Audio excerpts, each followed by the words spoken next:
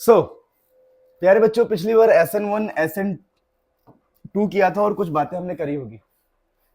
आज क्या करने वाले हैं, फिजिकल प्रॉपर्टीज हम पढ़ने वाले हैं, कुछ ऐसे सिंपल। आपको पहले मैं फिजिकल प्रॉपर्टीज ऑफ हल्का हल्का बताता हूं, हेलो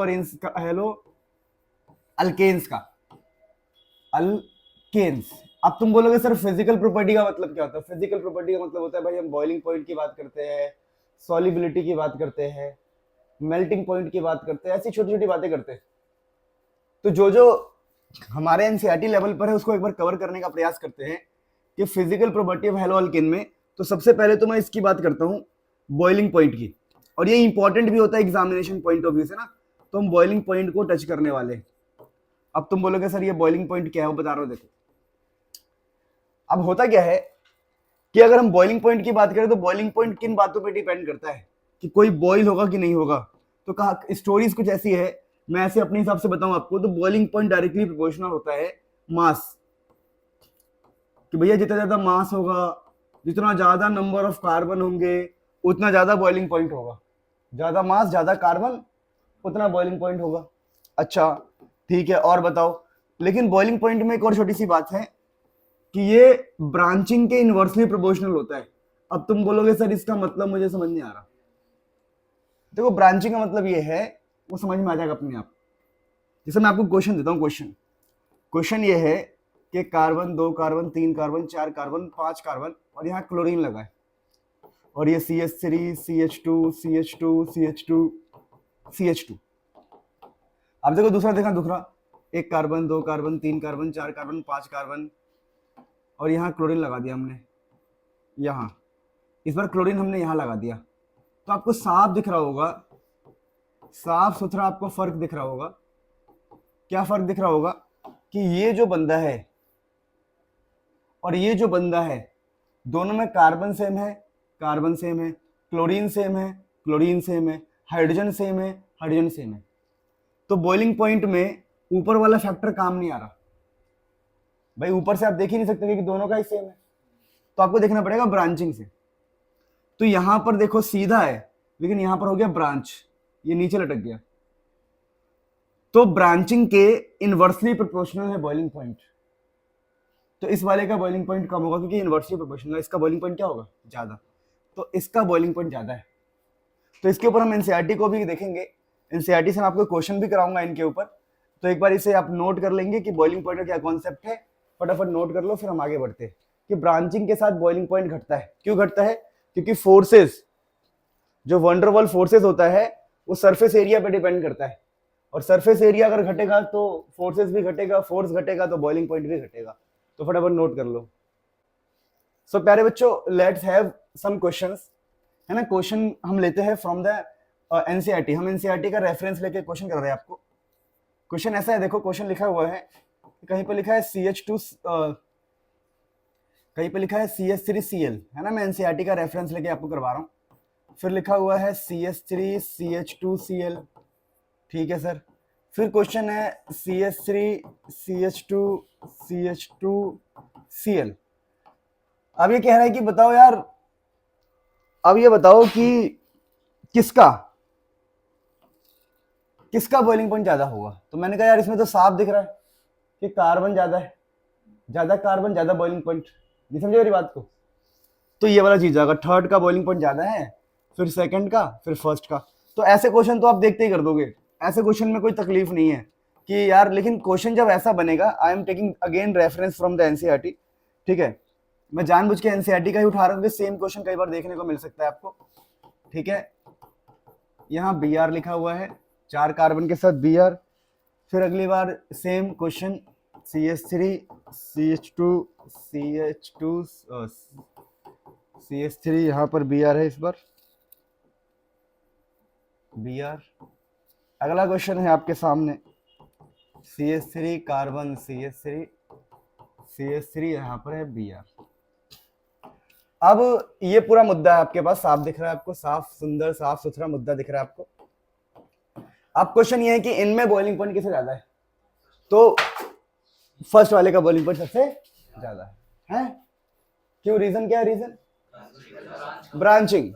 जिसमें ब्रांच बनेगा उसका बॉइलिंग पॉइंट कम होगा, तो इस बार इसका सबसे ज्यादा है, फिर इसका, फिर सबसे कम इसका। तो ऐसे बेसिक बेसिक क्वेश्चन आप इजीली कर सकते हो ना। अगर अगर मैं रेफरेंस की बात करूं तो एनसीईआरटी के डाटा के अकॉर्डिंग बता रहा हूं मैं आपको, ये 375 है इसका बॉइलिंग पॉइंट, ये आपका 364 है इसका बॉइलिंग पॉइंट, ये आपका 346। आपको फर्क दिख रहा होगा कि इसका जो बॉइलिंग पॉइंट है 375 केल्विन है, इसका 364 है, इसका 346 है। जबकि कार्बन सेम है, ब्रोमीन सेम है, सब कुछ सेम है। तो बॉइलिंग पॉइंट में थोड़ा सा फर्क तो आता है, आपको पता लग गया होगा, है ना। बात समझ में आ गई? कोई दिक्कत तो नहीं है? बहुत ही बढ़िया। तो फटाफट इसको आप नोट करेंगे, फिर हम आगे बढ़ते हैं। क्वेश्चंस को नोट करो। चलो चलो चलो चलो आगे बढ़ते हैं दोस्तों।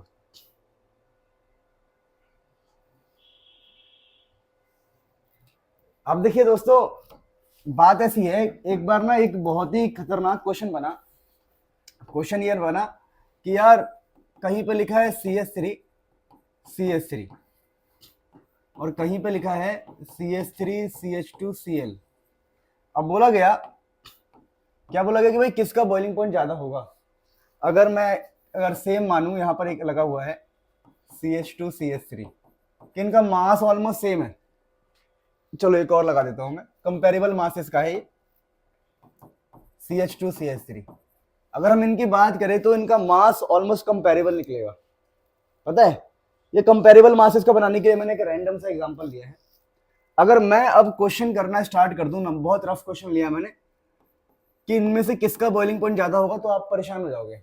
अब आप बोलोगे यार कार्बन कार्बन कार्बन, यहाँ 4 कार्बन है, पर यहाँ पर कार्बन है, क्लोरीन है। मासेस से अगर कंपैरिजन करें ना हम, देखो जनरली जो मैंने ये लिखा है ना कि मास या तो कार्बन देखना है ना, तो जनरली मासेस को ही देखते हैं, जिसका मास ज्यादा होगा उसका। कार्बन तो मैंने ऐसे रफली बताया आपको आइडिया कि जब सब एक जैसे हो, वैसे बॉइलिंग पॉइंट आपका मास पे डिपेंड करता है और ब्रांच पे डिपेंड करता है। वो तो मैंने कार्बन इसलिए बोला था ना क्योंकि यहाँ पर हर किसी में कार्बन सेम ही रहने वाला है। समझ रहे हो मेरी बात को? या तो कार्बन कम ज्यादा होगा, देखो यहाँ भी क्लोरीन है, यहाँ भी क्लोरीन है, यहाँ भी क्लोरीन है, यहाँ भी ब्रोमीन है, यहाँ भी ब्रोमीन है, यहाँ भी ब्रोमीन है, तो ब्रोमीन सब में सेम है, इसलिए कार्बन देख लिया था हमने। लेकिन इस वाले में क्या है, यहाँ क्लोरीन है, वहां है ही नहीं। तो हम कहते हैं यार ये ना, ये आपका है हाइड्रोकार्बन, इसको हम हाइड्रोकार्बन कहते हैं, इसको हम कहते हैं हाइड्रोकार्बन। और ये आपका पता है क्या होता है, इसका अल्काइल हैलाइड होता है, ये अल्काइल हैलाइड, या इसको हेलोजन डेरिवेटिव भी कहते हैं हम। हेलोजन डेरिवेटिव मतलब हेलोजन आ गया इसके अंदर, हेलोजन आ गया इसके अंदर। ठीक है, मेरी बात समझना। अब जब ऐसा क्वेश्चन आएगा ना, तुम्हारा मुंह बन जाएगा। बनेगा नहीं बनेगा? कोई बंदा इसको टिक मारेगा, 4 कार्बन चल तेरी, कोई बोलेगा यार क्या करे क्या करे। तो इसका आसान तरीका बता रहा हूं, देखो ये जो लोग हैं ना, इनके बीच में जो फोर्सेस है वो अच्छे खासे नहीं होंगे, पर इनमें फोर्सेस अच्छे खासे होंगे। पता है क्यों? क्योंकि देखो आपको पता है क्लोरीन नेगेटिव बन जाता है, पता है सब किसी को, क्लोरीन पे नेगेटिव आएगा, यहाँ पर पॉजिटिव आएगा। तो ऐसा कह सकते हो कि डाइपोल डाइपोल इंटरेक्शन हो जाएगा यहाँ पर, यहाँ पर डाइपोल डाइपोल इंटरेक्शन होगा, मतलब प्लस माइनस वाले फोर्स पैदा होंगे। अगर यहाँ पर प्लस माइनस वाले फोर्स पैदा होंगे ना, क्या बोला मैंने, यहाँ पर प्लस माइनस वाला फोर्स अगर पैदा होगा, अगर यहाँ पर प्लस माइनस वाला फोर्स पैदा होगा, तो यहाँ के फोर्सेस स्ट्रांग होंगे, फोर्सेस ज्यादा होंगे, पर वहां पर प्लस माइनस पैदा नहीं हुआ। तो जो हेलोजन डेरिवेटिव होते हैं, इनका होता है more boiling point. More boiling point क्या होता है? More, due to presence of dipole dipole interaction, stronger dipole dipole interaction. तो ये होता है डाइपोल डाइपोल इंटरेक्शन। तो इसका आप खुद ही लिख लेंगे। अगर एग्जाम में क्वेश्चन आ गया कि हाइड्रोकार्बन के कंपैरिजन में ये जो अल्काइल हैलाइड होता है या हेलो अल्केन होता है या फिर हेलोजन डेरिवेटिव है, इनका बॉइलिंग पॉइंट ज्यादा क्यों है, तो आप लिखोगे because dipole dipole interaction, because of dipole dipole interaction in case of alkyl halide. तो इसे फटाफट नोट करेंगे, फिर हम आगे बढ़ेंगे। सारे टाइप के क्वेश्चन करा दूंगा, टेंशन मत लो आप। So again I am taking a question from the NCERT on the basis of boiling point. तो बॉइलिंग पॉइंट पर एक एनसीईआरटी का एक और क्वेश्चन लेते हैं। क्वेश्चन बहुत सिंपल है, CH3CH2 iodine, CH3CH2 bromine, CH3CH2 chlorine प्यारे बच्चों, CH3CH2 फ्लोरीन। बताना है किसका बॉइलिंग पॉइंट सबसे ज्यादा होगा, किसका बॉइलिंग पॉइंट सबसे ज्यादा होगा, सोचो। क्लोरीन वाले का, फ्लोरीन वाले का। अच्छा, अब यहाँ पर ना आंसर ये होगा आपका, ठीक है। अच्छा हुआ मैंने ये क्वेश्चन करा दिया। बेवकूफो, मास पे डिपेंड करता है ना, मास और किस पे डिपेंड करता है, सरफेस एरिया। तो आयोडीन वाले का मास सबसे ज्यादा होगा ना, कार्बन तो सेम ही है सब में, same carbon same carbon same carbon same carbon, पर आयोडीन सबसे भारी है, सबसे ज्यादा मास है इसका, तो इसका बॉइलिंग पॉइंट ज्यादा होगा, नोट कर लो, ठीक है। तो जब भी आपको आयोडीन, ब्रोमीन, क्लोरीन, फ्लोरीन मिलेगा तो बॉइलिंग पॉइंट का ऑर्डर ये होगा, सबसे ज्यादा है, फिर इससे कम, उससे कम, उससे कम। तो ऐसे चल रहा है हमारा ऑर्डर, सबसे ज्यादा इसका होगा, ठीक है। ठीक से लिख लो बढ़िया से, अच्छा होगा मैंने करा दिया। चलिए, तो ये भी हमने कर लिया। अब देखिए एक मेल्टिंग पॉइंट पे आते हैं। तो हमारे 12th लेवल पे मेल्टिंग पॉइंट के बारे में कितना इंफॉर्मेशन है हमारे पास, तो मैं आपको समझाता हूँ। देखो मेल्टिंग पॉइंट के बारे में हमारे पास इतना इंफॉर्मेशन है कि एक क्वेश्चन के माध्यम से हम समझते हैं। तो कहा गया है कि यार देखो यहाँ क्लोरीन लगा है, यहाँ क्लोरीन लगा है। मैं आपको बता रहा हूँ बहुत बेसिक बात है, तो कराने का ये बहुत ही सिंपल है, पर इनके ऊपर क्वेश्चन आते हैं कई बार, ठीक है। देखो मेल्टिंग पॉइंट कोई रेगुलर पैटर्न को फॉलो नहीं करता। मेल्टिंग पॉइंट किस बात पर डिपेंड करता है अभी मैं समझा रहा हूं आपको। देखो आपको 3 कंपाउंड दिख रहे होंगे, अगर इसकी मेल्टिंग पॉइंट की बात करूं, इसका 256 होता है, 256 केल्विन। इसका मेल्टिंग पॉइंट होता है आपका 249 केल्विन, ठीक है। और इसका होता है 323 केल्विन। अब आपको ये समझना है कि इनका मेल्टिंग पॉइंट अलग अलग क्यों आ रहा है ना। हम मेल्टिंग पॉइंट की बात करेंगे, बॉइलिंग पॉइंट की बातें भी हम कर सकते हैं। बॉइलिंग पॉइंट भी कोई रेगुलर बिहेवियर शो नहीं करता है। थोड़ा बॉइलिंग पॉइंट की अगर मैं बात करूं, सुन लो, ये मैंने मेल्टिंग पॉइंट बताया आपको, ठीक है। अगर मैं इसकी अभी समझेंगे, डिस्कशन करेंगे। बॉइलिंग पॉइंट की बात करूं तो इसका 453 होता है केल्विन, इसका 446 होता है केल्विन, इसका 448 केल्विन होता है।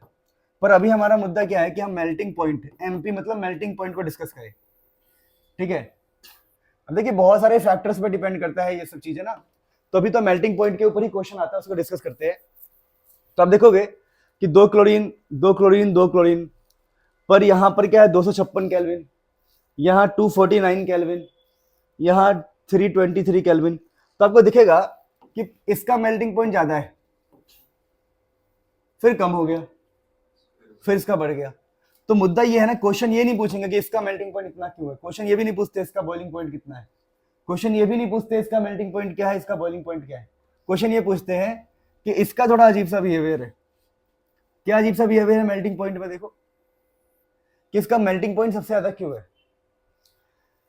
इसको पता क्या बोलते हैं हम, इसको बोलते हैं हम पैरा आइसोमर। वही समझा रहा हूं, देखो इसको लेते हैं, हमारा क्वेश्चन इसी को समझना है कि भैया इसका मेल्टिंग पॉइंट ज्यादा क्यों है, यही एग्जाम में क्वेश्चन आता है।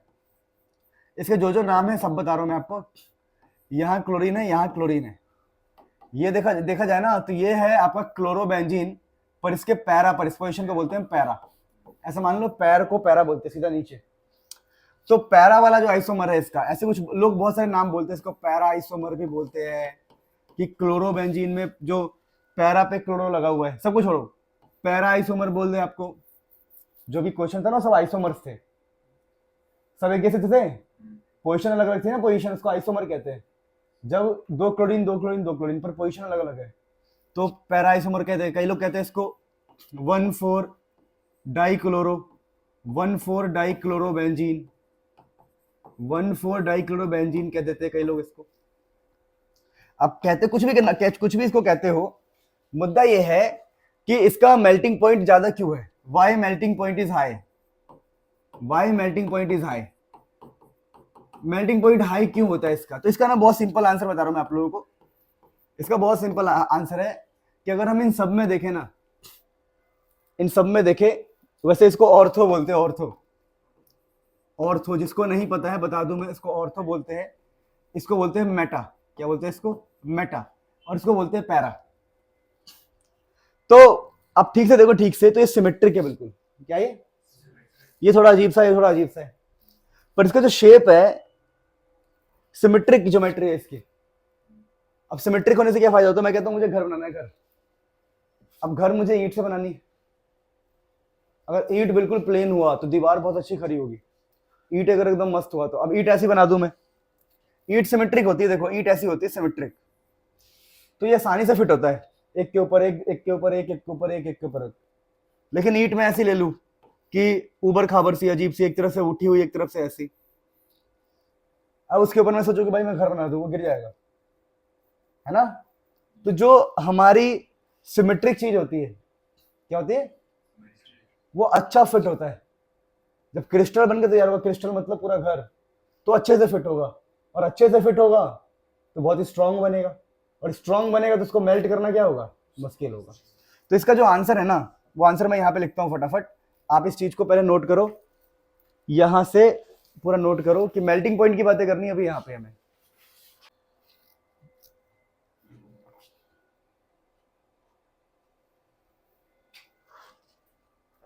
देखिए लिखा है para isomers are high melting point as compared to their ortho and meta isomer, it is due to symmetry. और पैरा सिमेट्रिक होता है, डेट फिट्स, फिट होना, that fits in crystal lattice better, crystal lattice में better fit होता है as compared to ortho and meta. Ortho अजीब सा है, ऐसे है ऑर्थो, मेटा ऐसे है, और पैरा एकदम ऐसे है, तो अच्छे से फिट हो जाएगा। मेरी बात समझे नहीं समझे। तो ये हमने बात करी मेल्टिंग पॉइंट की। अब हम बात करेंगे solubility. So next topic will be solubility. सबने लिख लिया क्या ये बढ़िया से लिख लिया क्या, why melting point is high, लिख लो ये सब फटाफट। यार क्या कर रहे हैं आप लोग। चलो प्यारे बच्चों बात करते हैं, अगला टॉपिक रहेगा फिजिकल प्रॉपर्टी में सॉल्युबिलिटी। हम टच किसको कर रहे हैं, टच कर रहे हैं एनसीईआरटी को अभी फिलहाल के लिए, उससे बाहर क्वेश्चन नहीं आता, नीट में भी नहीं आता। मैंने कई बार देखा है कि ऑर्गेनिक केमिस्ट्री में काफी हद तक क्वेश्चन एनसीईआरटी लेवल पे आती है, थोड़ा बहुत मैकेनिज्म बेस्ड होता है, लेकिन एनसीईआरटी लेवल पे आता है। अच्छा सॉल्युबिलिटी की बात करें ना, तो सॉल्युबिलिटी का मतलब क्या, घुलना, सबको पता होगा, सॉल्युबल होने की एबिलिटी, सॉल्युबल होने की एबिलिटी। तो अभी मैं इसको ले रहा हूं कि हेलो अल्केन को, हेलो अल्केन। अब देखिए हेलो अल्केन का मतलब क्या है, CH3Cl या CH3CH2Cl, ये माइनस ये प्लस। तो एक्चुअली में हो क्या रहा है, हो ये रहा है कि ये लोग ना, समझा रहा हूं, जो हमारे हेलो अल्केन होते हैं वो तो या तो इनसॉल्युबल होते हैं, पानी में घुलते नहीं है, सॉल्युबिलिटी इन वाटर की बात कर रहे हैं, इन वाटर।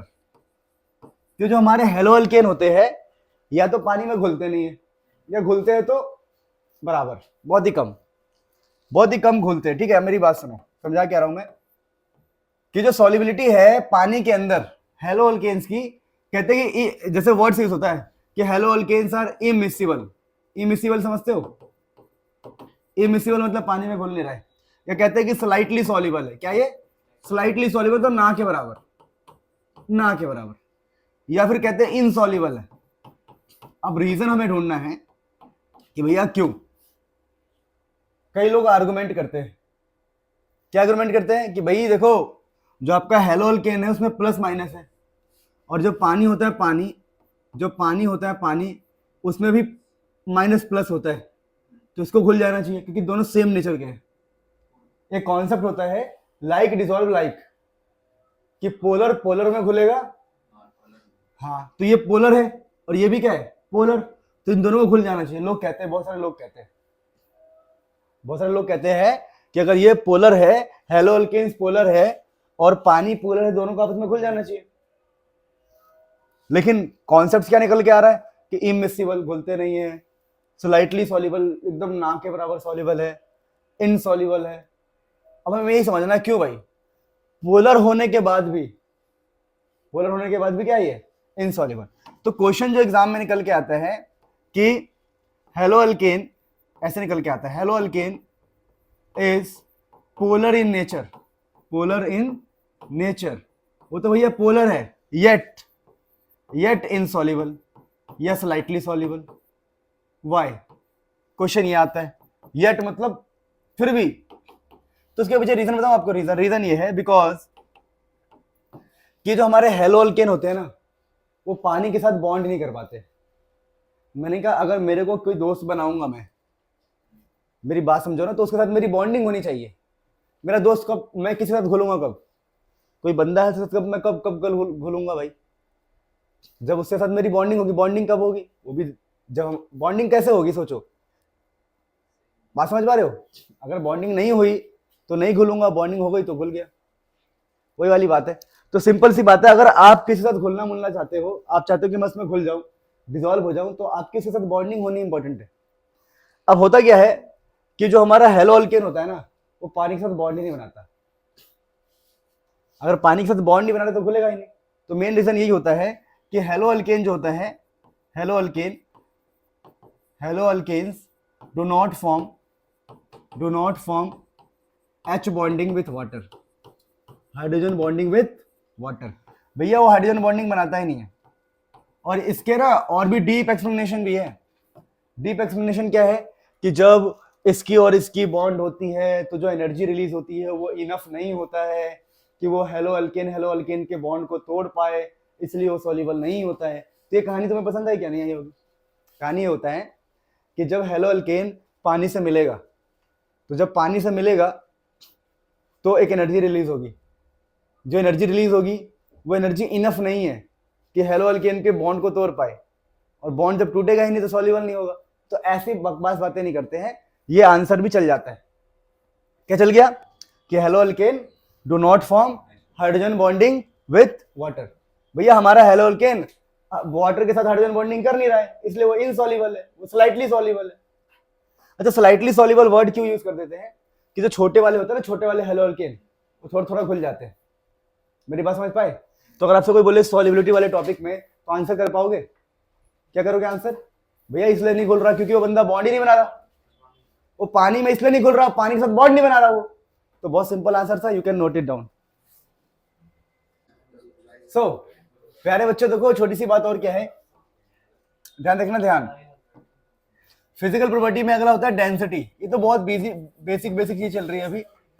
डेंसिटी की बात करते हैं। देखो, तो डेंसिटी के लिए ना आपको कुछ इन्फॉर्मेशन समझा रहा हूं। इन्फॉर्मेशन देखो, हमारे पास कोई कंपाउंड है, मान लो CH2Cl2। फिर हमारे पास कंपाउंड क्या है, देखो चलो पहले सिंपल कंपाउंड लेते हैं।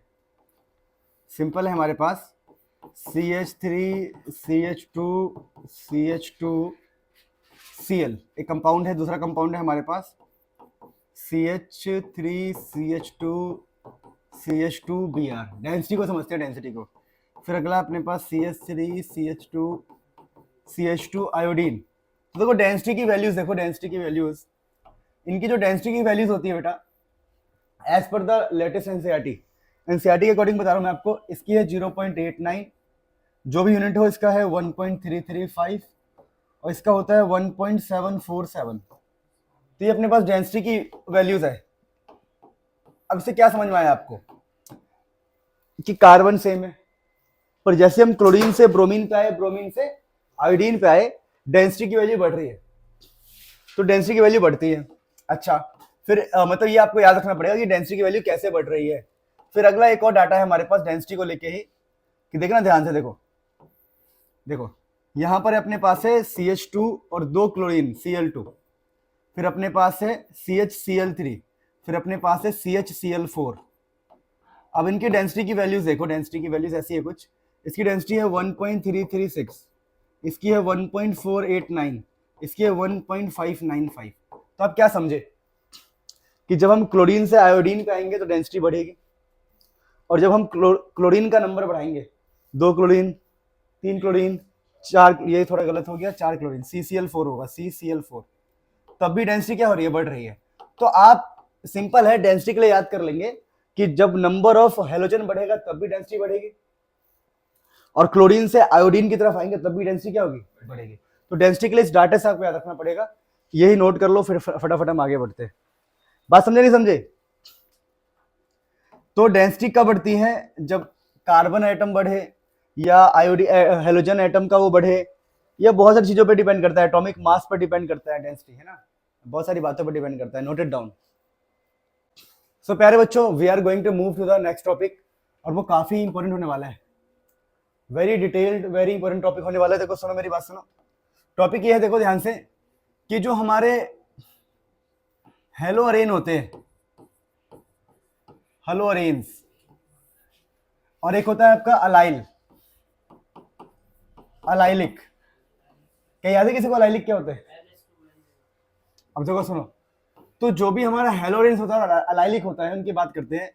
हेलोरेन का मतलब ये देखो, ये हमारा हेलोरेन है, देखो ये हेलोरेन है और ये है अलाइलिक। ऐसे ही मेरा मन किया कि मैं आपको बताऊं, अच्छा टॉपिक है ये। CH2 double bond CH2Cl। अब मेरी बात सुनो, 2 2 4, ठीक है, सबको सही है। अब इन दोनों में देखो, ये हेलोरेन है मतलब हेलोजन और एरोमेटिक रिंग, और यहां पर अलाइलिक मतलब कि प्यारे बच्चों 3 कार्बन है, उसके बाद क्लोरीन है, इसको बोलते हैं अलाइलिक। तो इनकी खास बात क्या है, अगर मैं ये सोचूं कि मैं इस क्लोरीन को हटा के कुछ और लगा दूं, जैसे मैंने कहा मैं इसमें डाल दूं मैं इसमें डाल दूं KOH, मैंने कहा भाई मैं डाल दूंगा एक्वस KOH। एक्वस KOH क्या करता है पता है किसी को? एक्वस KOH क्या करता है, इस क्लोरीन को हटा देगा और OH को लगा देगा। मैंने कहा कि यार इसमें भी डाल दूंगा मैं एक्वस KOH,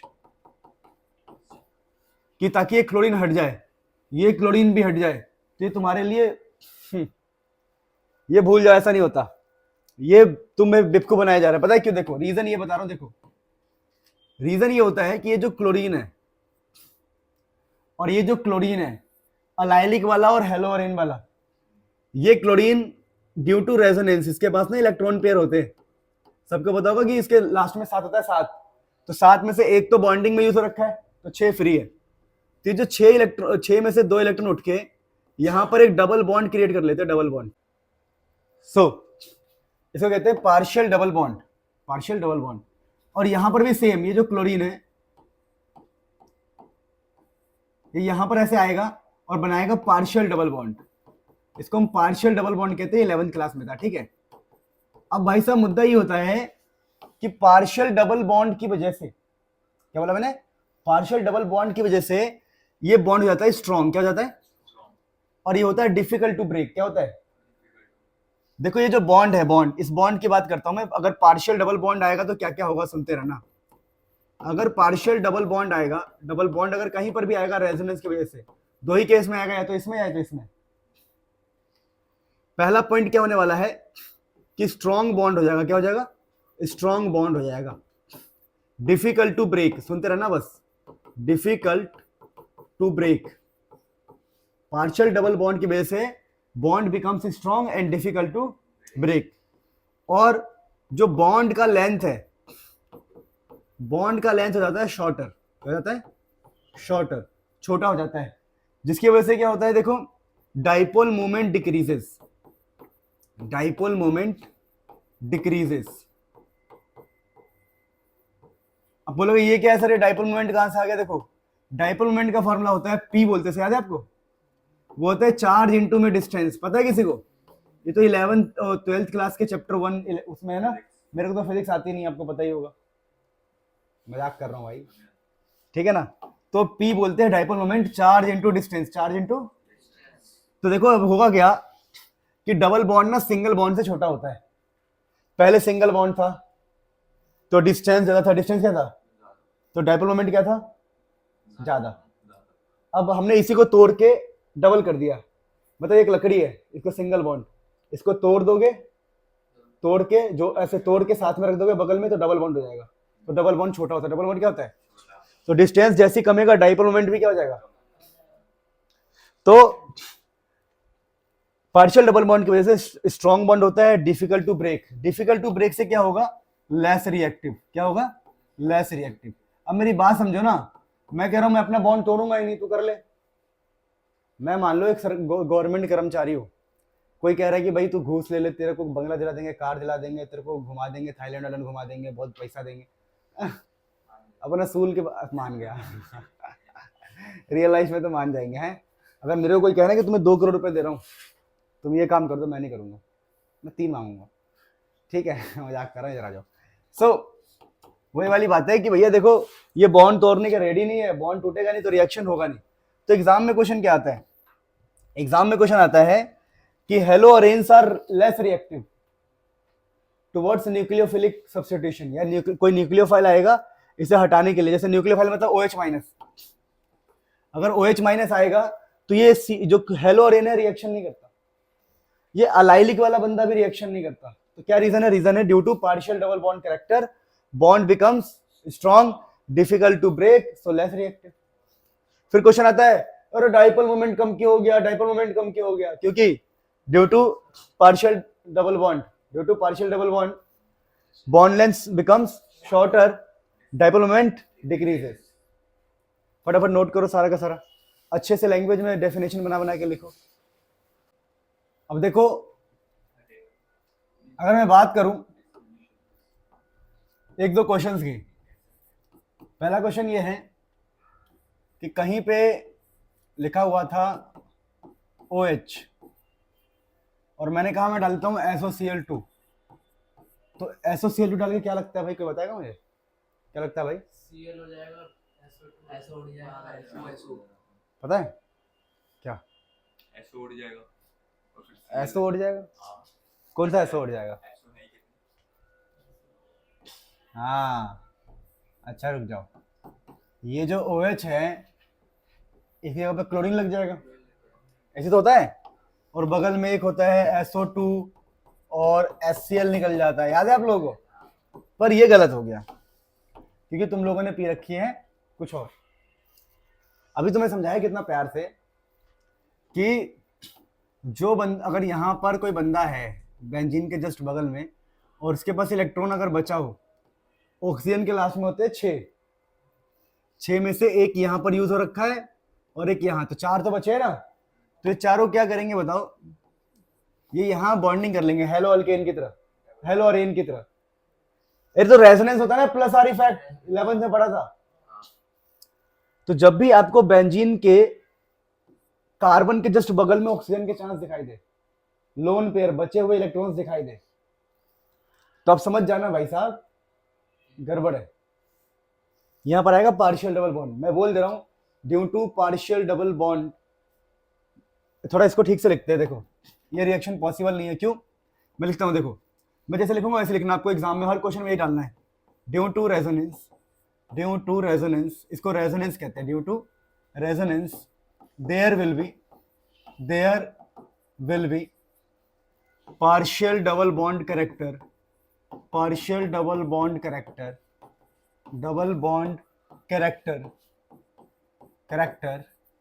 जो भी बॉन्ड है उसके बीच में, बिटवीन, यहां पर कार्बन ऑक्सीजन के बीच में है ना, तो कार्बन ऑक्सीजन लिख रहा हूं, कार्बन ऑक्सीजन, या फिर कार्बन क्लोरीन होगा, या तो कार्बन ब्रोमीन होगा, कोई भी हो सकता है ना, पता आपको? तो अभी तो कार्बन ऑक्सीजन की बात चल रही, तो उसी की बात कर रहे हैं हम, ठीक है? तो क्या लिखा है हमने कि due to resonance there will be partial double bond character between carbon oxygen, between carbon oxygen which makes bond difficult to break,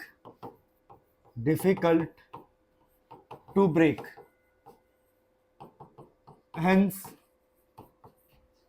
reaction is negative, reaction is not possible, hence no reaction, कोई reaction नहीं हो रहा। तो ऐसे लिखना होता है। मान लो ऐसा कभी क्वेश्चन आ गया, सुनते रहना बस, क्वेश्चन ऐसा आ गया कि भाई साहब बेंजीन था और यहां पर था CH2OH और यहां पर था OH, तो आपके कोई बोलेगा हमने डाल दिया SOCl2, तो बताओ भैया क्या आंसर आएगा? तुम हंसते हंसते खेलते खेलते कूदते कूदते तुम बोल दोगे, हैं क्या बोल दोगे? हैं कि आंसर CL आ जाएगा, CL। बच्चे ऐसे ही बच्चे पढ़ के जाते, बच्चे कहेंगे यहां पर Cl लग गया, बच्चे कहेंगे यहां पर क्या लग गया? Cl लग गया। गलत, यहां पे Cl नहीं लगेगा, यहां पर तो OH ही रहेगा। बोलो क्यों? क्योंकि यहां पर क्या हो जाएगा, ये जो इलेक्ट्रॉन्स बचे हुए इसके रेजोनेंस में चले जाएंगे। यहां तो बेंजीन से बहुत दूर है वो, इस वाले कार्बन से बहुत दूर है वो, तो यहां रेजोनेंस नहीं होगा, पर नीचे वाले पे रेजोनेंस होगा। रेजोनेंस होगा तो डबल बॉन्ड होगा, डबल बॉन्ड टूटेगा नहीं, पर ये सिंगल बॉन्ड तो टूट सकता है। रेजोनेंस हमेशा बेंजीन के जस्ट बगल वाले के साथ होता है। तो रिएक्शन कहां पे हुआ बताओ? रिएक्शन यहां हट गया, यहां सीएल लग गया OH की जगह पर, यहां सीएल लग गया OH की जगह पर, लेकिन इस वाले पे, इस वाले पे, मेरी बात समझे? तो ऐसे ऐसे सिंपल सिंपल क्वेश्चन, कोई दिक्कत तो नहीं किसी को? तो ऐसे लिखना है, फटाफट नोट करो, फिर हम आगे बात करेंगे। देखो यहां पे रेजोनेंस हुआ तो रिएक्शन नहीं हुआ, यहां पे रेजोनेंस नहीं हुआ तो रिएक्शन हो गया। रेजोनेंस डबल बॉन्ड क्रिएट करता है जो बहुत डिफिकल्ट होता है ब्रेक करना में, है ना। कुछ और बातें करें फिर अब। देखो कुछ और बातें, क्वेश्चन आता है, ये देखो क्वेश्चन ये है, इसका नाम क्या है, किसी को पता है? फिर ये क्या है? ये है साइक्लोहेक्साइल क्लोराइड, साइक्लोहेक्साइल क्लोराइड, ये साइक्लोहेक्सेन से निकला है ना ये, और ये आपका क्लोरोबेंजीन है, क्लोरोबेंजीन। तो एग्जाम में क्वेश्चन क्या आएगा? Which has higher dipole moment, किसका डाइपोल मोमेंट ज्यादा है? Which has high dipole moment, बताओ किसका डाइपोल मोमेंट ज्यादा होगा, बताओ। तो हम बोलेंगे भैया देखो, अगर आप डाइपोल मोमेंट के बारे में पूछ रहे हो मुझसे, डाइपोल मोमेंट किसका ज्यादा है, किसका डाइपोल मोमेंट ज्यादा है, तो मैं आपको पहले ही बता दूं इसका कम होगा। इसका क्या होगा? क्योंकि यहां पर बेंजीन नहीं है, बेंजीन नहीं है तो रेजोनेंस नहीं है, रेजोनेंस नहीं है तो बॉन्ड छोटा नहीं होगा, बॉन्ड छोटा नहीं होगा तो डाइपोल मोमेंट ज्यादा होगा। अब हम बोलेंगे इसका कम है, कम डाइपोल मोमेंट। रीजन क्या है?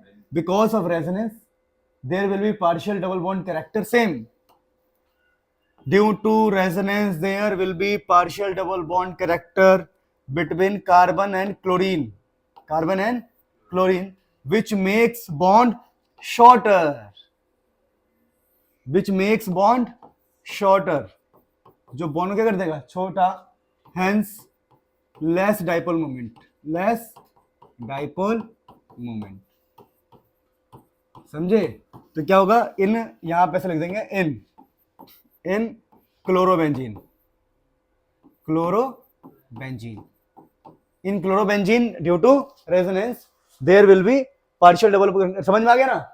तो इस क्वेश्चन का आंसर भी लिख लो। ये जो क्वेश्चन है डाइपोल मोमेंट किससे ज्यादा होगा, इसका कम होगा, तो रीजन यहां लिख दो, रीजन ये, पहले ये लिखो फिर नीचे पीछे वाला हिस्सा लिखना, फटाफट लिख लो भाई, ये कंफ्यूज मत हो ना, ये क्लोरोबेंजीन वाला आंसर है, उसका डायग्राम मत बना देना, इस वाले डायग्राम का आंसर है ये, इस वाले डायग्राम का, नीचे वाला जो है, ठीक है, इस वाले डायग्राम का ये वाला आंसर है, फटाफट नोट कर लो फिर आगे बढ़ते हैं। एक क्वेश्चन मैं दे रहा हूं आपको,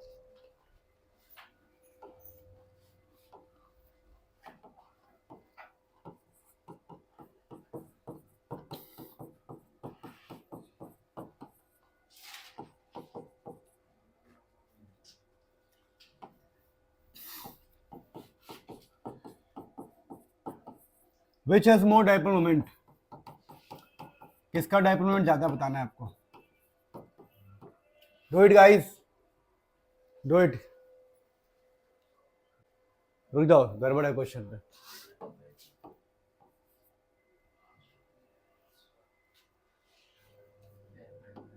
रुक जाओ, अभी भी गड़बड़ है क्वेश्चन में।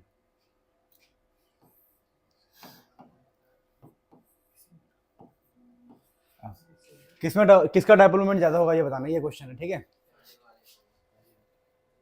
देखो अब दिक्कत ये है, इसको बोलते हैं अलाइलिक, और अलाइलिक बनता होता है रेजोनेंस में, मेरी बात समझे? ये जो अलाइलिक होता है, देखो यहाँ पे डबल बॉन्ड दिख गया ना आपको, oh sorry sorry sorry, vinylic, ये बनता विनाइलिक है, विनाइलिक, आई मैंने इसे गलती से निकल गया। तो जब भी डबल बॉन्ड और सिंगल बॉन्ड और क्लोरीन दिख जाए ना, तो यहां पर होता है रेजोनेंस। क्या होता है? आपको ट्रिक ये है, जब भी आपको सिंगल बॉन्ड वाला बंदा दिखाई दे ना, उसी का ज्यादा होगा। जब भी डबल बॉन्ड का केस होता है ना, डबल बॉन्ड का केस, इसमें जाता है रेजोनेंस। अब ये रेजोनेंस में फंस गया, क्योंकि यहाँ पर कंडीशन क्या बन रही है, डबल बॉन्ड, सिंगल बॉन्ड, जब भी आपको दिखाई दे डबल बॉन्ड, सिंगल बॉन्ड और इलेक्ट्रॉन के चांस दिखाई दे, क्या दिखाई दे? इलेक्ट्रॉन के चांस, तो वहां पे पक्का रेजोनेंस होगा। तो यहां पर होगा पार्शियल डबल बॉन्ड। क्या होगा? Partial double bond. और जहां पर पार्शियल डबल बॉन्ड होगा वहां पर डाइपोल मोमेंट क्या होगा? कम। तो इसका डाइपोल मोमेंट होता है कम। फटाफट नोट कर लो, अच्छा क्वेश्चन है बहुत, कि विनाइलिक में और सिंपल में कौन जीतता है? सिंपल वाला। विनाइलिक में होता है रेजोनेंस, क्योंकि एक कंडीशन होती है रेजोनेंस की, double bond, single bond, lone pair. This is the condition of resonance, double bond, single bond, electron pair, condition of resonance. फटाफट नोट कर लो। देखो यहां पर जो क्लोरीन है ना, देखो जब भी डबल बॉन्ड, सिंगल बॉन्ड और इलेक्ट्रॉन के चांस हो, double bond, single bond, electron के चांस, जैसे क्लोरीन हो गया, ब्रोमीन हो गया, ऑक्सीजन हो गया, तो वहां पर होता है रेजोनेंस। अब इस रेजोनेंस की वजह से आएगा पार्शियल डबल बॉन्ड, और जब भी पार्शियल डबल बॉन्ड आएगा तो डाइपोल मोमेंट कम होगा, मैं ये कह रहा हूं।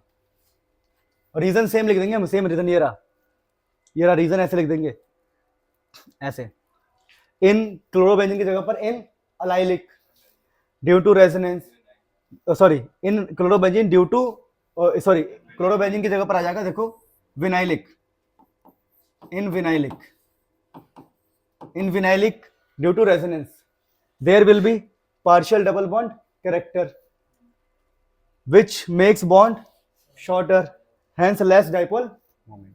सेम तरीका एक और क्वेश्चन आता है। क्या क्वेश्चन आता है एग्जाम में? ये आता है कि कहीं पर रखा हुआ है CH3 CH2 ऐसा, CH2 double bond CH Cl, ठीक है। ये आपका कौन सा वाला याद होगा आपको? विनाइलिक। और एक ले लेते हैं हम अलाइलिक, अलाइलिक। आप क्वेश्चन में ये पूछता हूं कि OH से रिएक्शन करवाना है, OH से, मान लो OH माइनस से, किस में रिएक्शन हो जाएगा, किस में नहीं होगा। तो अगर आप ठीक से देखेंगे ना, तो इस वाले में देखिए रिएक्शन की बात कर रहे हैं हम, रिएक्शन की, कि रिएक्शन किस में होगा, किस में नहीं होगा। तो देखिए यहां पर जो डबल बॉन्ड है, सिंगल बॉन्ड है और क्लोरीन दिख गया, तो यहां पर तो रेजोनेंस हो गया। पर यहां पर डबल बॉन्ड है, सिंगल बॉन्ड है, फिर सिंगल बॉन्ड है, क्लोरीन बहुत दूर है, क्लोरीन बहुत, अगर डबल बॉन्ड से क्लोरीन बहुत दूर है तो यहां पर रेजोनेंस नहीं होता, तो यहां पर होगा रेजोनेंस, यहां पर आएगा नो रेजोनेंस। अब मुझे बताओ कहां पर रिएक्शन होगा?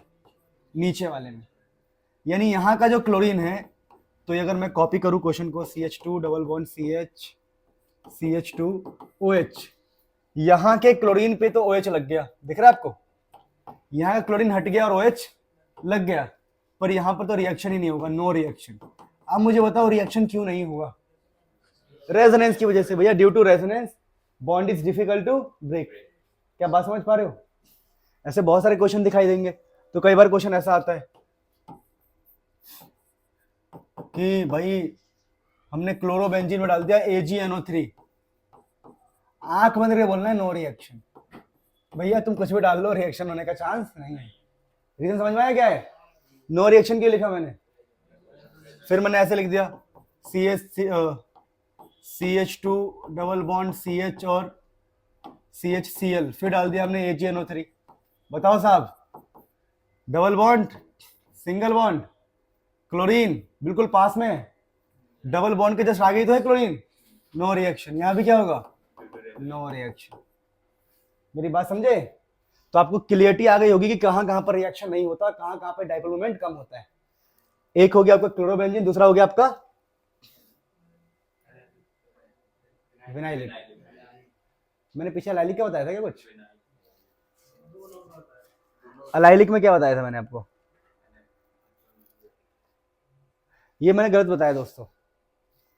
बैक टू द पॉइंट, मेरे को अलाइलिक लिखना था, मैंने विनाइलिक, विनाइलिक कहाँ गया? ये अलाइलिक नहीं, विनाइलिक का होता है। इसको ठीक कर लेंगे, ठीक है? विनाइलिक का होता है, ये मैंने आपको गलत बताया, प्लीज करेक्ट कर लो इसको। यहां पर आएगा, ठीक है? अब ये रहा, अब होगा रेजोनेंस, विनाइलिक। इसको ठीक कर लेंगे प्लीज। हेलोरेंस और दूसरा विनाइलिक। अलाइलिक नहीं होगा, अलाइलिक तो दूर होता है। इसे ठीक कर लेंगे प्लीज, ठीक है, एक बार ठीक कर लेंगे, मैंने गलत बता दिया आगे, कोई दिक्कत नहीं है। तो फटाफट आप नोट कर लेंगे, इसको ठीक भी कर लेंगे।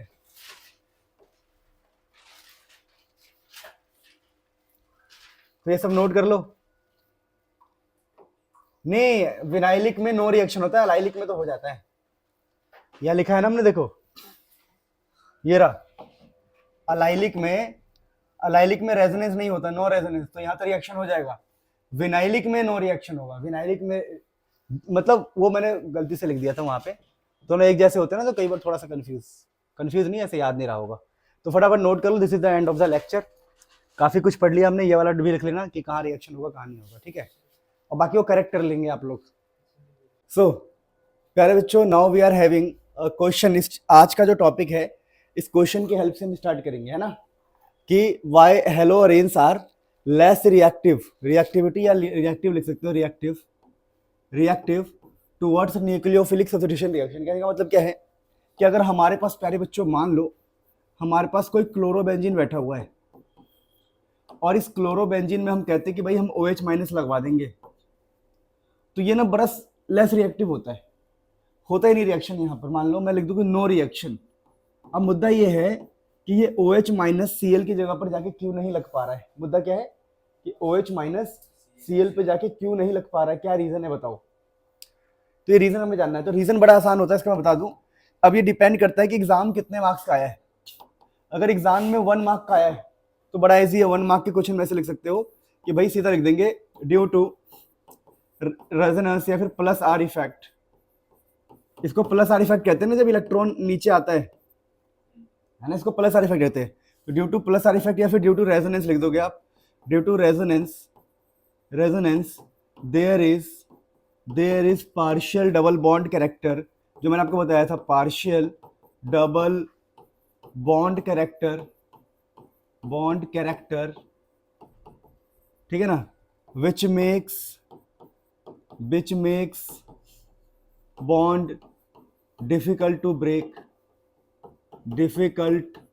Break, hence no reaction, hence less reactive, less reactive या फिर रिएक्शन होता ही नहीं है। तो ये आंसर लिख देंगे। लेकिन अगर 2 मार्क्स में आ गया, अगर यही क्वेश्चन 2 मार्क्स में आ गया, तो वो क्या करना पड़ेगा आपको बता दूं।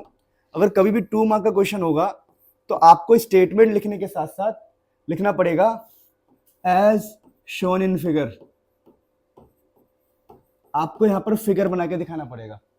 अब फिगर बना के कैसे दिखाना पड़ेगा, मैं समझा रहा हूं आपको। देखो, आपको यहां पर क्लोरोबेंजीन लिख के, चाहे इसके ऊपर जो भी हो, OH होगा तब भी सेम ही आंसर होगा ना।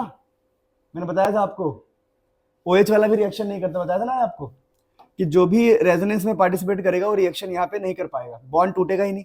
तो मान लो ये क्लोरीन है तो आपको दिखाना पड़ेगा 1 2 3 4 5 6 किसके। मैंने बहुत बढ़िया सिखाया, रेजोनेंस वाली मेरी वीडियो पड़ी यूट्यूब पर, भूल गए तो देख लेना। तो कुछ नहीं करना, मैंने बहुत फोकस किया था इस पे। इस इलेक्ट्रॉन को यहाँ फेंकना है, इसको यहाँ फेंकना है, और इसका पूरा रेजोनेंस करके दिखाना है।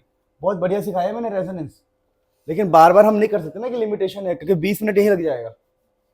तो आपको अगर एग्जाम में क्वेश्चन के हिसाब से काम करना है। क्वेश्चन अगर सिंपल 1 मार्क का है तो लाइन लिख दिया, खत्म हो गया। 2 मार्क का है या 3 मार्क का है तो पूरा डायग्राम बना के दिखाएंगे। तो बात समझ में आ गया। अच्छा, अब एक छोटी सी बात और है, एक और क्वेश्चन आता है, वो मैं भी लिखता हूँ, फिर उसके बारे में हम बात करेंगे। ठीक है, आगे करते हैं। चलो मेरे प्यारे प्यारे बच्चों, एक छोटी सी बात मैं करने जा रहा हूँ, देखना ध्यान से। बहुत सिंपल बात करेंगे हम। देखो, अब एनसीईआरटी एक चीज पे बहुत फोकस करता है।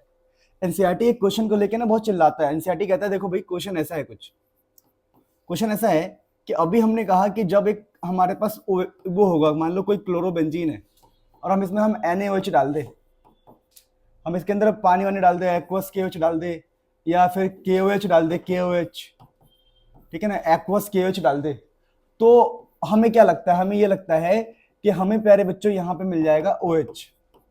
पर साहब, ये जो OH है इस क्लोरीन पे लग नहीं पाता, ये होता नहीं है। होता क्या नहीं होता, रीजन क्या है, रेजोनेंस से क्या होगा, बॉन्ड स्ट्रांग हो जाएगा, टूटेगा ही नहीं। जब कार्बन और क्लोरीन का बॉन्ड नहीं टूटेगा तो काम होगा क्या, नहीं होगा। मैंने प्रॉपर पिछली बार लिखवाया था पूरा कि partial double bond character arises between carbon and chlorine, carbon and oxygen, जो भी होगा।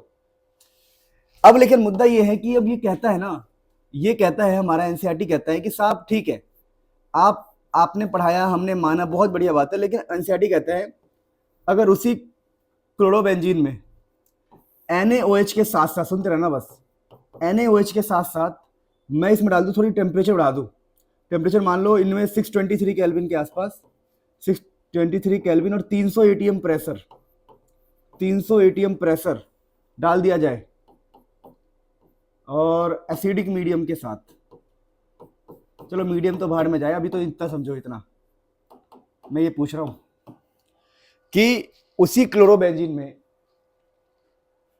सोडियम मतलब NaOH डाल के 623 केल्विन डालने पर, यानी टेम्परेचर और प्रेशर बढ़ाने पर क्या होता है समस्या देखिए। टेम्परेचर प्रेशर बढ़ाने से ना, अच्छा एक और छोटी छोटी चीज है कि यहाँ पर NO2 लगाया गया, NO2 मेन तो खेल इसी का है कि उसी क्लोरोबेंजीन में NO2 लगा के, क्या लगा के, NO2 लगा के, चलो NO2 वाला खेल में तुम्हें बाद में समझाता हूँ, अभी रुक जाओ, अभी पूरा एनसीईआरटी के अकॉर्डिंग चलते हैं, NO2 वाला खेल बाद में। तो क्लोरोबेंजीन है, ये NaOH है, 623 केल्विन है, 300 एटीएम प्रेशर है, तो पता क्या जादू हो रहा है, जादू ये हो रहा है कि ये रिएक्शन कर रहा है। अब हम बड़े परेशान हो गए कि अभी तुमने गाना गाया कि क्लोरोबेंजीन में पार्शियल डबल बॉन्ड कैरेक्टर होता है और डबल बॉन्ड की वजह से रिएक्शन नहीं हो सकता, और थोड़ी देर बाद ही जब NaOH के साथ हमने टेम्परेचर और प्रेशर को बढ़ाया, टेम्परेचर प्रेशर को, तो OH यहाँ पे लग गया, रिएक्शन हो गया।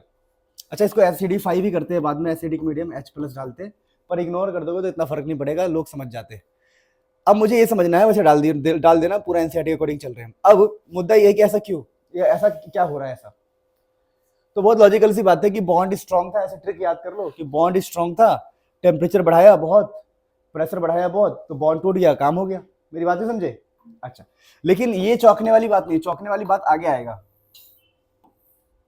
चौंकने वाली बात तो आगे है, ये तो हो गया जो होना था, चौंकने वाली बात तो आगे है जो तुम्हें हिला के रख देगी। मजाक नहीं कर रहा हूं, देखना तुम हिल जाओगे सच में, देखना तुम्हें हिला देगी पूरी तरह, बढ़िया, इतनी चौंकने वाली बात है ये क्लोरोबेंजीन है। अब जैसे मैं यहाँ पर NO2 लगाता हूँ, ये NO2 पैरा पर है ना, इसको पैरा पोजीशन कहते हैं। देखना ध्यान से, मैं थोड़ा स्लो पढ़ा रहा हूँ, कोई बात नहीं। अब हमने सेम NaOH डाला, लेकिन इस बार टेम्परेचर हमने बहुत कम रखा और प्रेशर व्रेशर की तो ज्यादा नीड भी नहीं पड़ी, समझ रहे हो, as per the latest values of NCERT. तो देखो क्लोरीन है, NO2 लगाते ही अब कम टेम्परेचर में ही काम हो जा रहा है। अब ये बड़ी सोचने वाली बात थी यार, अब कम टेम्परेचर में काम हो रहा है, कितना फर्क हो गया, ऑलमोस्ट 150-200 का फर्क हो गया। अब काम क्या हो गया, दोबारा हमें ये मिल गया, यहाँ पे OH लगा रह गया। हमारा मेन मुद्दा तो ये है ना कि हम क्लोरीन को हटा के OH लगाए। तो मैंने कहा यार ये बड़ी अजीब सी बात है, ये तो सच में ये बहुत हाईलाइटेड टॉपिक है एनसीईआरटी का, this topic is highlighted, NCERT का हाईलाइटेड टॉपिक है ये। अच्छा सर आगे बताओ, आगे देखो, आगे हमने सेम क्लोरीन रखा, एक NO2 ऑर्थो पे लगा दिया, एक NO2 यहाँ लगा दिया, दो जगह NO2 लगा दिया। अब हमने क्या देखा, हमने देखा कि यार अब तो बस सिंपल है, NaOH डालो और टेम्परेचर बहुत ही कम 323 के आसपास, 368 के आसपास है, ठीक है, और ये H+ डाल दिया हमने। अब जैसे हमने H+ डाल दिया भाई साहब, दोबारा देखो क्या हो गया। यानी मैं समझा के आ रहा हूँ, इस बात को समझना, थोड़ा हम स्लो है पर चीजें हमें अच्छे से सीखनी है कि जैसे ही ये, अब देखो कितना आसान है, हमने 2 NO2 लगाया तो यार ये बड़ा आसानी से काम हो गया 368 केल्विन पे। तो हमारे मन में एक आया, चलो हम 3 NO2 लेते हैं, 3 NO2 लेंगे तो क्या जादू होगा, लेट्स सी। तो बंदों ने क्या किया, 3 NO2 ले लिया, एक NO2, 2 सॉरी ये तो क्लोरीन ही है, यहाँ पर NO2 ले लिया, यहाँ NO2 ले लिया और यहाँ NO2 ले लिया, ऑर्थो पे, पैरा पे, ऑर्थो पे। अब तो भाई साहब कुछ भी नहीं करना, हल्का सा पानी गर्म किया, H2O वार्म, हल्का सा वार्म वाटर डाल देंगे ना, बस गर्म पानी डालते ही जादू हो गया, यहाँ पर OH लग गया। तो लोग ना चौंक गए, लोग कह रहे हैं कि चल क्या रहा है ये? पहले तो काम हो नहीं रहा था, फिर काम करवाने के लिए हमने क्या किया बताओ? टेम्परेचर बढ़ा दिया। पहले काम हो नहीं रहा था, काम करवाने के लिए टेम्परेचर बढ़ाया, टेम्परेचर बढ़ाया तो काम हो गया। सुनते रहना बस, देखो बता रहा हूं एक एक करके। पहले वाले केस में देखो काम नहीं हो रहा, दूसरे केस में टेम्परेचर से काम हुआ, अब टेम्परेचर कम करना पड़ रहा है, अब कम करना पड़ रहा है, अब टेम्परेचर की जरूरत नहीं, हल्का सा गर्म हुआ काम खत्म। तो हमें ये सोचना है कि NO2 ऐसा क्या कर देता है, NO2 ऐसा क्या कर देता है, और यही आंसर हमें लिखना है एग्जाम में कि NO2 लगाने से ऐसा क्या होता है। ज्यादा NO2 ज्यादा फायदा, कम NO2 कम फायदा। तो NO2 लगाने से ऐसा क्या हो जाता है कि वो बॉन्ड टूट जाता है। कार्बन और क्लोरीन का बॉन्ड वीक कैसे हो पा रहा है NO2 लगाने से, ये हमें सोचना है। इसका आंसर हमें लिखना है, प्लीज नोट इट डाउन, है ना, इसको अच्छे से लिखो। क्या लिखोगे? टॉपिक का नाम रहेगा presence of electron withdrawing group NO2 increases the reactivity. Topic का नाम क्या होगा? प्रेजेंस ऑफ, क्या? प्रेजेंस ऑफ, ठीक है, थोड़ा बड़ा हो जाएगा लेक्चर, कोई बात नहीं। Presence of electron withdrawing group, electron withdrawing group, withdrawing group NO2 at orthopara, at orthopara, O for ortho, P for para, increases reactivity, increases reactivity of haloalkane, of haloalkane, arranes, sorry, haloarenes। जो haloarenes है उनकी reactivity कैसे बढ़ा रहा है भैया, ये कैसे बढ़ा रहा है, क्या रीजन है बताना है हमें, इस रीजन की तलाश करनी है, प्लीज नोट इट डाउन।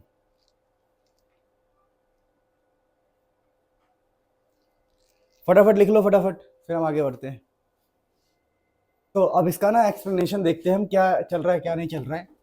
अब ये भी डिपेंड करेगा कितने नंबर का क्वेश्चन आया। देखो क्वेश्चन है presence of electron withdrawing group.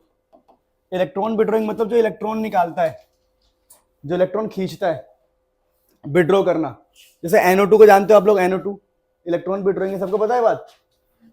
NO2 is electron withdrawing group at ortho and para position. मतलब कि अगर आपको पता हो, थोड़ा बहुत आइडिया हो प्यारे बच्चों, तो अगर ये बेंजीन है ना, तो इसको हम बोलते हैं ऑर्थो और इसको बोलते हैं हम पैरा।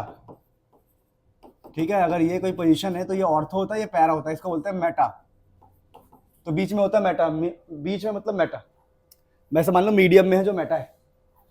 अब ऑर्थो पैरा, ये तो समझ में आया कि भाई ऑर्थो पैरा पे जब NO2 को लगाते हैं तो रिएक्टिविटी इंक्रीज होती है। देखो रिएक्टिविटी इंक्रीज हो रही है।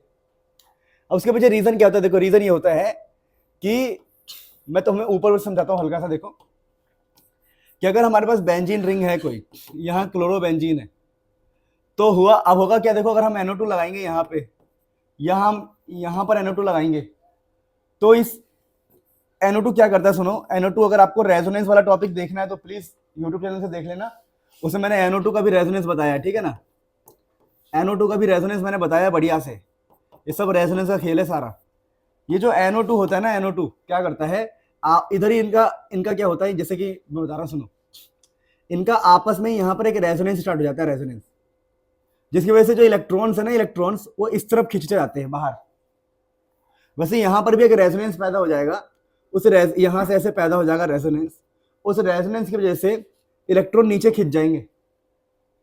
तो जब NO2 को हम यहाँ और यहाँ लगाते हैं, पता क्या करता है? देखो जैसे मान लो यहाँ से इलेक्ट्रॉन आया, यहाँ पे ये वाला इलेक्ट्रॉन पहुंच गया यहाँ पे,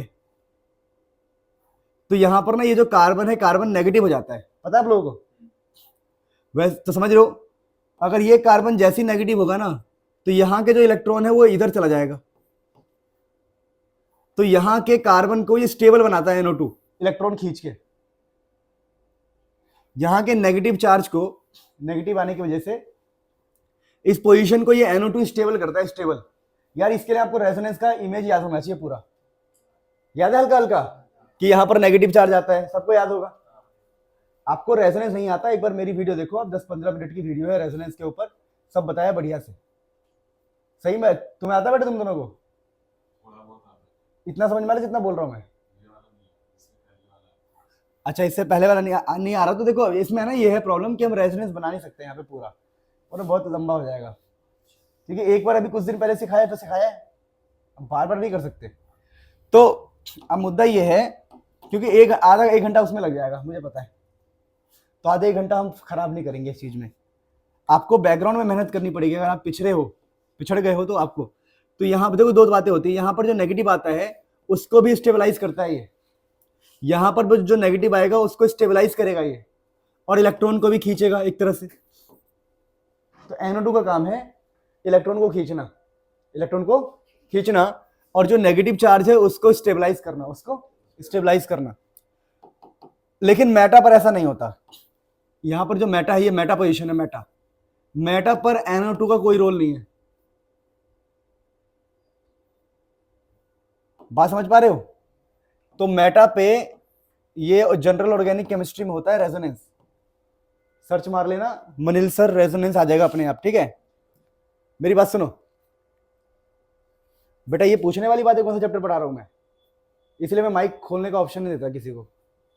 भाई हाइड्रोकार्बन थोड़ी पढ़ाएंगे यहाँ पर, ये ऑर्गेनिक केमिस्ट्री चल रही है।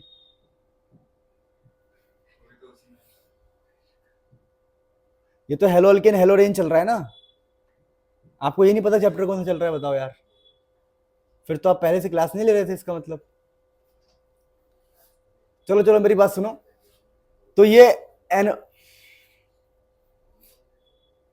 बेटा ये मॉर्निंग क्लास का है, सुनो मेरी बात सुनो। आप इस तरफ इलेक्ट्रॉन जाएगा ऑर्थो पोजीशन वाला, मेटा वाले पे कुछ भी नहीं हो रहा, मेटा पे रेजोनेंस नहीं होता, मेटा पे रेजोनेंस फिर पैरा पर होता है, ऑर्थो पर और पैरा पे होता है। वही सब लिखा है देखो, the presence of NO2 at ortho para position withdraws, निकालता है द इलेक्ट्रॉन डेंसिटी, जो इलेक्ट्रॉन डेंसिटी है उसको खींच लेता है। अगर इलेक्ट्रॉन को खींच लेगा फ्रॉम द बेंजीन, तो बेंजीन से इलेक्ट्रॉन को खींच लेता है। समझे मेरी बात को? अभी मैंने बताया आपको इलेक्ट्रॉन खींचता है। And facilitates the attack of nucleophile, और जो न्यूक्लियोफाइल है उसके अटैक को फैसिलिटी प्रोवाइड करता है। समझे मेरी बात को? बात समझे नहीं समझे? अच्छा ठीक है, ये लाइन लिखना है। उसके बाद क्या है? उसके बाद देखो याद करने का ट्रिक बड़ा प्यारा है। देखो हम चाहते हैं कि यहां पर जो भी इलेक्ट्रॉन आ रहा है उसकी वजह से डबल बॉन्ड है। हम ये तो चाहते हैं कि यहां पर कोई इलेक्ट्रॉन आ रहा है, ट्रिक बता रहा हूं, ट्रिक, यहां पर जो इलेक्ट्रॉन आ रहा है उसकी वजह से डबल बॉन्ड हो रहा है, और इस डबल बॉन्ड की वजह से रिएक्शन नहीं हो रहा है। तो हम किसी बंदे को लगा दे जो ये खींच ले, इलेक्ट्रॉन को खींच ले, तो बॉन्ड क्या जाएगा? कमजोर, टूट जाएगा। तो ऐसा ही कुछ है, ट्रिक याद कर लो, ऐसा ही है कुछ। पढ़ो देखो, the presence of NO2 at ortho para position withdraws मतलब निकालना, the electron density from the benzene से, from the benzene ring, and facilitates, और फैसिलिटी प्रोवाइड करता है द अटैक ऑफ न्यूक्लियोफाइल के अटैक को फैसिलिटी प्रोवाइड करता है। And the negative charge at ortho para position, and the negative charge at ortho para position is stabilize by the NO2 group.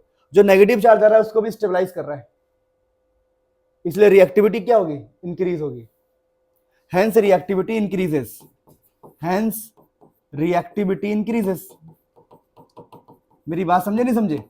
वैसे exam में आएगा तो आप रेजोनेंस, अगर 5 नंबर में आ गए तो रेजोनेंस ही बनाना पड़ेगा, 1-2 नंबर में आए तो सिर्फ इतना लिख दो, खेल खत्म। मेरी बात समझे? लेकिन 2 नंबर में भी आएगा तो इतना लिख दोगे तो चल जाएगा। 5 नंबर में आए तो आपको रेजोनेंस बना के दिखाना पड़ेगा, लेकिन बहुत कम चांस है। हाँ जी बेटा, अब देखो हो जाएगा क्लियर। अब मेरी बात सुनो, देखो यहां पर लिखा है and presence of NO2 group at meta position, अगर उसको मेटा पे लगाओगे, does not stabilize the negative charge, वो नेगेटिव चार्ज को स्टेबलाइज नहीं कर पाएगा, क्योंकि मेटा पे नेगेटिव आता ही नहीं है। नेगेटिव कहां पे आता है? ऑर्थो। आपको याद होगा ये बात, जब हम रेजोनेंस पढ़ते हैं, देखो अगर मैं ये नहीं कहता कि अगर 11th आपको नहीं आता है तो आप पूरी तरह बर्बाद हो जाओगे, नहीं। अगर आपको 11th नहीं आता है तो जो बोल रहा हूं उसको याद कर लो कि ये ऑर्थो होता है, ये मेटा होता है, ये पैरा होता है। ऑर्थो पे नेगेटिव आता है, पैरा पे नेगेटिव आता है, मेटा पे नहीं आता है। याद कर लो ना, जरूरी है कि पीछे घुस जाएंगे, पास्ट में चले जाएंगे, टिक कर दूंगा, जादू कुछ नहीं, याद कर लो। तो and presence of NO2 group at meta position and does not stabilize the negative charge and no effect on reactivity is observed, इसलिए कोई इफेक्ट रिएक्टिविटी पे दिखाई नहीं देता। तो जब भी NO2 लगाओगे कहां पे लगाओगे? रिएक्शन के लिए ऑर्थो और पैरा पे। तो ये मैंने आपको थ्योरी पढ़ाया थोड़ा डिटेल में, अच्छा टॉपिक था ये। You can note it down, फिर हम आगे बढ़ेंगे, ठीक है। दोबारा भी चैप्टर को करेंगे, अभी तो हम रफली एक आइडिया ले रहे हैं। आपको पता होगा सबसे पहले एक चैप्टर को आइडिया लो कि चैप्टर में चल क्या रहा है, डिटेल में बताओ बच्चों को, उसके बाद खेल देखा जाएगा। तो नोट कर लो थ्योरी, फिर आगे बढ़ते हैं फटाफट। ये हमने छोटी सी बात पढ़ी, देखो छोटी छोटी बातें ही बता रहा हूं पर इंपॉर्टेंट है। आई ट्राइड कि आपको सब कुछ समझ में आए, आप लोग घर पे मेहनत करो अपने हिसाब से, है ना। तो अभी तो एक ओवरव्यू, चैप्टर का ओवरव्यू ले रहे हैं हम कि भाई चैप्टर ऊपर ऊपर से दिखता कैसा है, कि चैप्टर में है क्या क्या बातें। लेकिन जब हम इसको रिवाइज करेंगे, बार बार करेंगे तो अपने आप चीजें आसान हो जाएगी। देखो बहुत सीधी बात बताऊं तो पहली बार में टफ लगती है चीजें। वाईफाई बंद किया है क्या? अभी वाईफाई बंद हो गया क्या, देखना। अब देखो मान लो कई बार आपसे ऐसे बोले कोई, ऐसे मैंने एक क्वेश्चन लिया रफली, देखते हैं आप आइडिया लगा पाओगे नहीं। बोला कि भाई अलाइलिक, एक है अलाइलिक हैलाइड और किसी ने कहा एक है बेंजाइलिक हैलाइड, ठीक है। बेंजाइलिक हैलाइड है, किसी ने ऐसे कहा कि एक है अलाइलिक हैलाइड, एक है बेंजाइलिक हैलाइड, ठीक है। आने दो यार, क्या करें, अब आता रहेगा ये तो, ठीक है। देखो मेरी बात, अच्छा मैंने काट दिया, बैंक की तरफ से होगा वो। बेटा आवाज आ रही है क्या? हेलो, दोबारा आएगा तो बताना। अलाइलिक, अरे क्या बोल रहा हूँ मैं, वीडियो ऑडियो आ रहा है सबको? मेरी बात सुनो, अब आ रहा है? एक अलाइलिक हैलाइड है, एक बेंजाइलिक हैलाइड है, आ रहा है कि नहीं आ रहा है? देखो अलाइलिक हैलाइड ये होता है CH2 डबल बॉन्ड CH और यहाँ पर Cl, सबको पता है बात। और बेंजाइलिक में क्या होता है, याद है किसी को? कि बेंजीन के ऊपर, बता भाई बेंजाइलिक कौन बताएगा? सागर, हर्षित। अलाइलिक गलत है ना? हाँ अलाइलिक गलत है, अलाइलिक गलत है। अलाइलिक ये है देखो, CH2 double bond CH Cl, ये अलाइलिक है। और एक है विनाइलिक, अभी हम अलाइलिक की बात कर रहे हैं, ठीक है। तो दोनों एक जैसे हैं, तो ये आपका अलाइलिक है। मैंने स्टार्टिंग में पढ़ाया होगा, एक होता है अलाइलिक, एक होता है विनाइलिक। अलाइलिक होता है CH2 double bond CH Cl, यहाँ पर 2 आ जाएगा CH2 Cl, समझ में आ गया? इसको अलाइलिक कहते हैं। और एक बेंजाइलिक बताया था, बेंजाइलिक याद है किसी को? हाँ CH2 के साथ Cl, इसको बेंजाइलिक कहते हैं, ठीक है। तो पिछली बार हमने विनाइलिक यूज किया था और गलती से एक बार अलाइलिक लिख दिया था, मैं करेक्ट करवा दिया था ना, ठीक है। तो अभी हमारे पास एक अलाइलिक हैलाइड है और एक बेंजाइलिक हैलाइड है। और तुमसे एग्जाम में क्वेश्चन आ जाए कि बताओ why they are more reactive towards SN1। Screen नहीं दिख रही, स्क्रीन नहीं दिख रही, सबको दिख रही? किसी को दिक्कत आ रही है क्या? आपको दिख रहा है क्लियर? दिख रहा है, ठीक है। आगे ध्यान दो, लिखा हुआ है देखो, क्वेश्चन ये है कि why they are more reactive towards SN1। Question आता है एग्जाम में कि अलाइलिक और बेंजाइलिक SN1 में ज्यादा रिएक्टिव क्यों है। तो रीजन बताओ, क्या रीजन क्या है? देखो SN1 रिएक्शन में क्या होता है, ये अगर मान लो यहां पर ये क्लोरीन है तो हटेगा तो इस पे पॉजिटिव आएगा। याद करो SN1 रिएक्शन में कार्बोकटाइन बनता है, पॉजिटिव बनता है, याद है किसी को? देखो पीछे का याद होना चाहिए, तो मैं क्वेश्चन करा रहा हूं, अभी टॉपिक ऐसे मिक्स करके पढ़ा रहा हूं। वैसे ये क्लोरीन जब हटेगा SN1 रिएक्शन में, जब ये क्लोरीन हटेगा तो यहां पे क्या आएगा बताओ? पॉजिटिव आएगा। अब इन पॉजिटिव को रेजोनेंस से मिलेगा हेल्प, यहां पर भी रेजोनेंस से मिलेगा हेल्प। मेरी बात समझे? केमिस्ट्री में तुम्हें कुछ समझना है, क्या करना है? रेजोनेंस लिख दिया करो। ये क्यों हुआ रेजोनेंस, उसकी शादी क्यों होगी रेजोनेंस, बच्चे कितने होंगे रेजोनेंस, सब कुछ में रेजोनेंस। बात समझ? अमीर कैसे बनूं रेजोनेंस, केमिस्ट्री एग्जाम कैसे पास करूं रेजोनेंस। समझ रहे बात को? चलो रेजोनेंस। तो कुल मिला के बात ये है, अगर एग्जाम में क्वेश्चन आया, अभी मैं प्रिपेयर कर रहा हूं मेंटली आपको कि भाई साहब वाई दे आर, मतलब अलाइलिक हैलाइड या बेंजाइलिक हैलाइड ज्यादा रिएक्टिव है, क्या है? ज्यादा रिएक्टिव SN1 रिएक्शन में। तो आप क्या रीजन लिखोगे? Because in case of allylic and benzylic, जो भी कार्बोकटाइन है स्टेबलाइज बाय रेजोनेंस। आपने पहले ही पढ़ा होगा, मैंने आपको बताया होगा अलाइलिक और बेंजाइलिक उसमें भी रिएक्टिव होते हैं, किसके अंदर, फ्री रेडिकल वाले में, हेलोजिनेशन में, Cl2H वाले में भी। और रीजन यही लिखवाया था, स्टेबलाइज बाय रेजोनेंस। तो ये आंसर तुम्हें पहले से पता होना चाहिए था, पता होना चाहिए था ना। कोई नहीं, दोबारा लिख देता हूं एक बार, रीजन लिख देते। रीजन क्या है कि देखो ध्यान से, because in case of allylic halide and benzylic halide carbocation formed is stabilized by resonance. जो भी कार्बोकटाइन बन रहा है ये और ये रेजोनेंस के थ्रू स्टेबलाइज्ड है, रेजोनेंस के थ्रू स्टेबलाइज्ड है। और जब ये रेजोनेंस के थ्रू स्टेबलाइज होंगे तो इनका रिएक्शन फास्ट होगा। SN1 रिएक्शन में हम कार्बोकटाइन की स्टेबिलिटी देखते हैं, पीछे बात अलग थी, मेरी बात समझ रहे हो, पीछे भी वही बात थी कि रेजोनेंस से स्टेबलाइज हो रहा है तो रिएक्शन क्या हो रहा है, बढ़ रहा है। यहां पर भी वही है। तो फटाफट इसे लिख लो अच्छे से।